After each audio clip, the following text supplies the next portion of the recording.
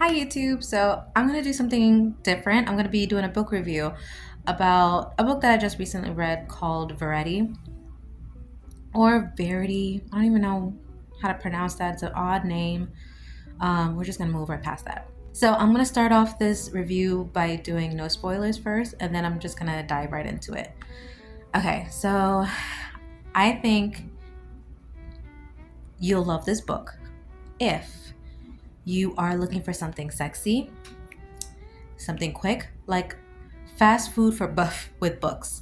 Okay, so if you're looking for something sexy, um, lots of surprises, because she has a good decent amount of surprises, then I think that this book would serve you right. So I'll give it that. Okay. I'll also give it that it is very captivating. There's a lot of moments where you're just like, okay, I got to see how this part plays out. I want to, I got to know what happens after this scene.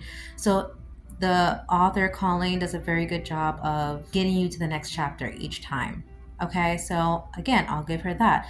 Do all the surprises and the foreshadowing, does it always make sense? No, I didn't say all that. There are times where certain things are brought up and they just don't play out. And I want to dive deeper. So, you know what? That was my take. If you are interested in very sexy scenes, if you're interested in suspense, just a quick read, then I think you'll love this book. I really do think that you'll like it. I enjoyed reading the book. I don't even understand. There's some people that are just like, oh my God, this is the worst book ever. Don't read this book. This is called like it's like chill. First of all, calm down. It wasn't the worst book ever. It was a good read. It was entertaining. I think people are just playing too much into it. I want you guys to read it and come up with your own opinion about it. Okay, moving forward, all spoilers, okay? Oh child, let's get into it. So there are moments where they bring certain things up and they go nowhere, they go flat. Let's start with the beginning. Why did you the book starts with let me calm down. The book starts with a car accident, a man gets decapitated, and brain guts just all over her body. Her shirt is soaked with blood, and that's how she meets her husband. How I Met Your Mother. This is how I met her. Soaked in blood and brain guts. Ah, love at first sight. That was just so awkward. And to make matters worse, why? Why did that man have to die? Just for you guys to meet each other? Why did you have to kill him? And it went nowhere. That man died in vain because that moment had nothing to do with the rest of the story. I guess she was like, how does my main character meet her new partner that gets her into this new path, whatever? She was like, oh, let me decapitate a man. That's gonna reel him in. But it worked because I continue reading and you continue reading. So I ain't even mad at it, to be honest with you. Okay, so what's next? Oh, right, the agent that she was sleeping with, fornicating with. Why? Why did you? There's so much that I expected. Like the agent, I really thought that. I really thought that he was gonna pop back up again in the end, because why did we focus on him so much in the beginning? Then it was like this agent. Oh, he doesn't appreciate me. He doesn't really see me. I guess he was never serious about me. And then she throws herself in this mystery mansion with this mysterious guy. She falls in love with him so quickly. I was so sure that it wasn't going to work out, and the agent comes in the end and says, like, I was serious about you. I cared. I just thought it was going to be more than it wasn't. You never hear from the agent again. After, like, the first few chapters, he's gone forever. Forever. The other thing that they kind of bring up, but it never really goes anywhere, is her relationship with her mother. I just thought it was going to dive more into that. Like, one thing I will say about the book is that it really would have just helped the book so much is if there was a lot more character development or a lot more backstory. Like, for example, Varetti is obviously the villain of the story, right? But it was just so two-dimensional. Low or Lowen, good. Verity, bad. But what makes Verity so bad? Like, I get it, she's a murderer, I get it. But why has she turned out to be so evil? They only slightly mention Verity's mom being like poo poo caca, like, bad mom. Okay. But they don't dive any deeper into who she is. Even your manuscript, you mean to tell me that it starts with you meeting Jeremy? Your life just starts with how you met your husband? Like, you're nothing. Who are you outside of Jeremy? Were you just never anything? The tree that doesn't make a sound if nobody's around, like with before Jeremy, you just never existed. Like, what is going on?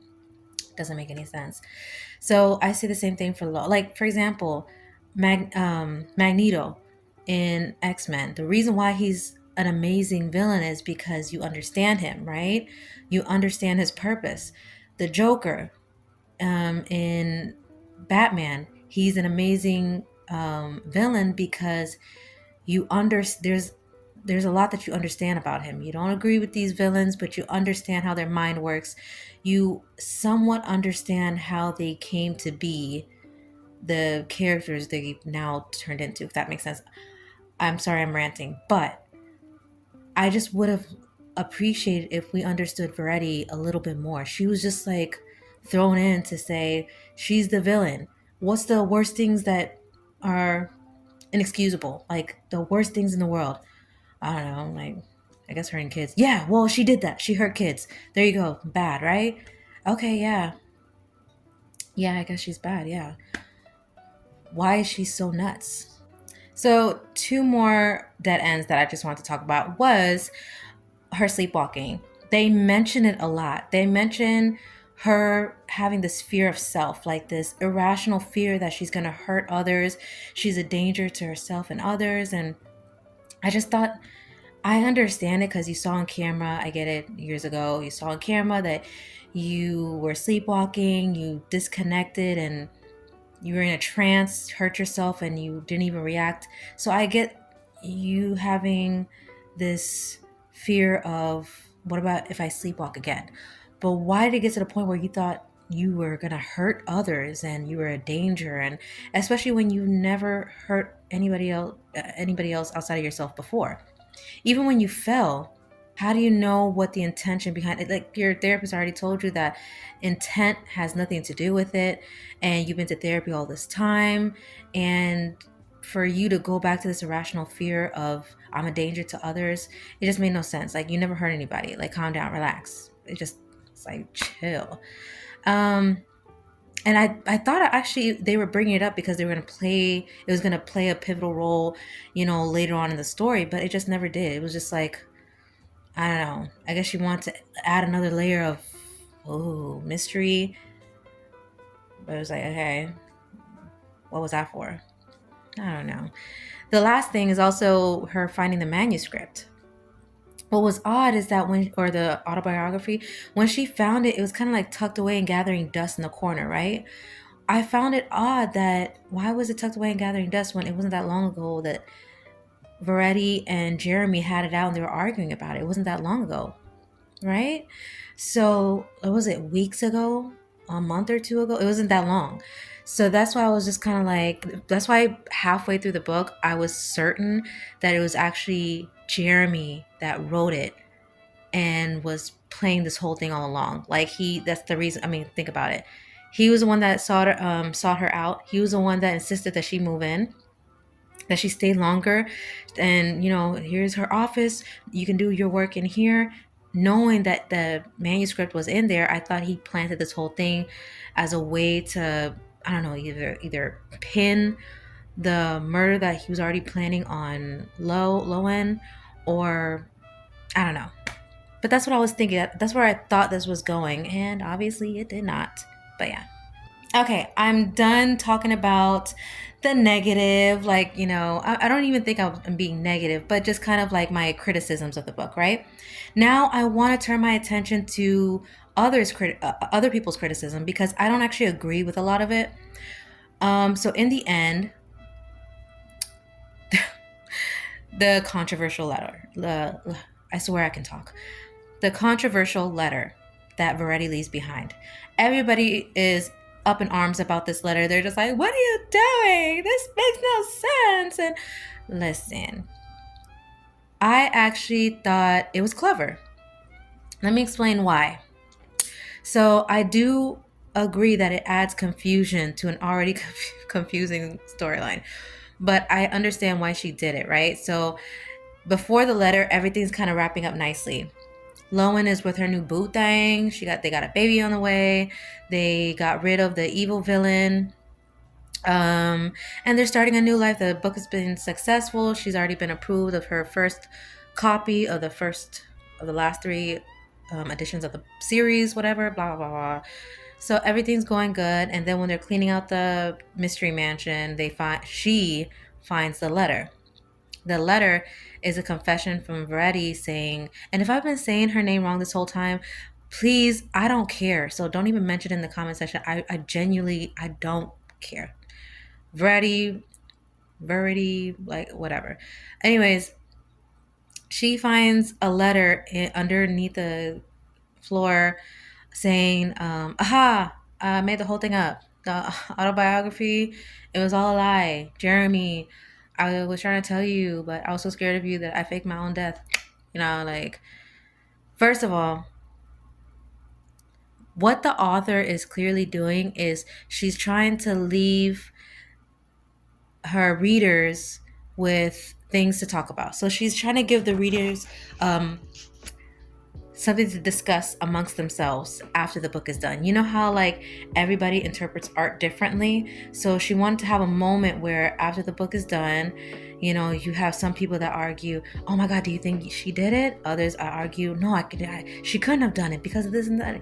She wanted that type of banter after the book was done, right? I get what she was trying to do. It's kind of like how, in a lot of stories, I'm sure you see movies, shows where they do this, which one is it?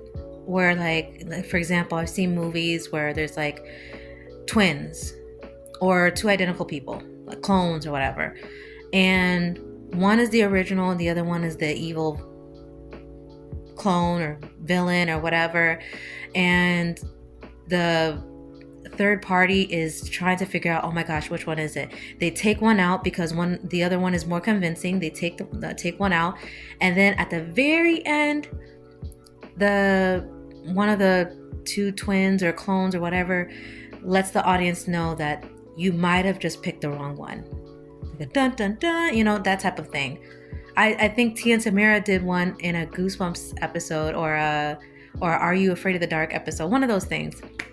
And it was also in the movie Us, I believe, at the very end, I think it's Us. Yeah, at the very end where the mom gives a hint to the son that she might actually be the evil one all along. Anyways, I think that's what Colleen was trying to do. She was trying to give a hint of, could Verity have been innocent this whole time and we killed her wrongly? But she gave us just enough, like there's a lot of evidence throughout the rest of the book that gives readers the peace of mind of knowing like, no, that chick was crazy. She did it. No, she did it. You get what I'm saying? She gave us just enough to know, yes, no, she definitely did it. But a hint of, doubt, just to have the audience kind of questioning back and forth. The audience did not like that. You have people on YouTube reading this woman to filth, basically saying like, how dare you add that letter? It's so confusing. Why'd you do that? It ruined the whole book. Don't read this book. It's awful, blah, blah, blah. I'm just saying that I get why she did it. It's to allow the conversation to continue, to allow discourse between like the two possibilities. But like I said, the rest of the book makes it very obvious that this woman, no, she killed her child. Like that, the letter doesn't even make sense. Like she made sure that letter didn't even make sense, because you mean to tell me that to mourn the loss of your second child, you wrote an imaginary autobiography talking about how much you hated that child, how much you wished death upon her, and how you're counting down the days until you kill her. And you only wrote that to make yourself feel better for grieving her loss? Oh, yeah, that makes sense. Yeah, that totally makes sense. No, like, stop the cap. Okay, future me here. Let me go ahead and just add one more thing before my kids bust out here, okay? So, another reason why I believe that it's obvious that VERITY did it and that that last note was just a last stitch attempt to clear her name is because we've seen that play out before in the book too, in the autobiography, where she gets caught with something and she manipulates Jeremy into forgetting all about it, whether it be by sex or it be by lying.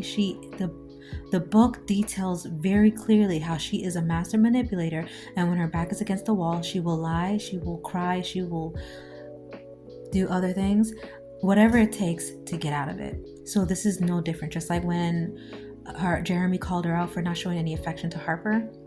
That was her name, right? Harper? Whatever. Yeah, I think it's Harper. And she panicked and was like, "You're right. I don't show her enough affection, but it's because I believe she has a condition and she wouldn't react to it the same way as Chasten." What a name. But she won't react to it the same way. So that's why, honey. So when her back is against the wall, she will lie. And they talk about this throughout the entire book, how she will lie and do whatever it takes to get out of something. That's why I believe that not only did it not make sense, but it also is just BS. I guess that's all I have. Well, back to past me. So that's my review. The book was good. It was entertaining. I feel like it was more of fast food for a good thrill or something sexy. And if that's your style, you want something like some quick entertainment, then go ahead and read it. You could read it in like a day. It took me like 2, just because I would usually just read it when I put the kids to sleep for a little bit. But yeah, would I read more by this author? I don't know. I'm not big on romance books. And from what I understand, that's like that's like her specialty is like, romance and very sexy. So maybe if you guys like have any recommendations for me, like, oh, you should read this one by her or that one, but probably not. I'm going to be honest. But yeah, that's my review, guys. What did you guys think? Did you guys read the book? Because I would love to hear your thoughts. Am I way off? I'm not, but if you think so, let me know. I'm very open-minded. Let me know down in the comment section and like and subscribe. I'd appreciate it. All right, bye guys. Love you. Mwah.